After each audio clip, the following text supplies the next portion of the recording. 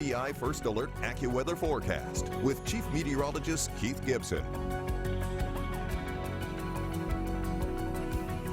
Right now, just enjoy the calm before the storm. Hurricane Delta, it's out there in the Gulf of Mexico right now. Sustained wind now down to 85 miles per hour. It weakened as it moved over the Yucatan Peninsula, but now it's out across the open Gulf. So we do suspect more strengthening as we go throughout the next day or two before it makes landfall by late Friday.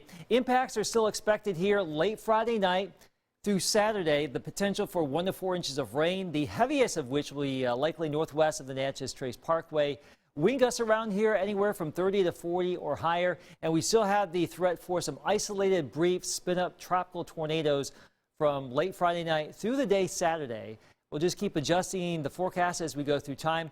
A flood watch for Grenada and Carroll counties. Again, that's west of 55 primarily into the Delta. Most of us will not have any flooding issues, we don't think. The odds of the highest amount west of the Natchez Trace Parkway, you can see that highlighted right here. So in the big picture, folks, we don't expect any major impacts from this event. Now, there will be rain, there could be some flooding, there will be some breezes too. Winds will start to increase late Friday night into Saturday morning. We may see some gusts 30, 40 miles per hour around here. These are just forecast sustained winds, but it will be breezy Saturday. There will be some rain around.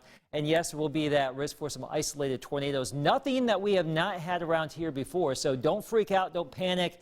The storm will weaken dramatically before it gets here, but we will have some issues. Now, the odds of those tropical storm force sustained winds will be highest down here in Louisiana, southwestern Mississippi, but as the center makes its way into our region, it will be gradually weakening. So over the next 4 days, we expect to see that storm approach the Louisiana coastline sometime Friday afternoon as a Cat 2, maybe a Cat 3 hurricane. It will move inland and then weaken into a tropical depression sometime by Saturday afternoon. So that is why we're thinking there will be some gusty breezes around our region before the remnant low moves off to our east by Sunday. So we think it's going to be a fairly fast mover, but we will still have some impacts around here, of course, as we just talked about. Right now, it is gorgeous.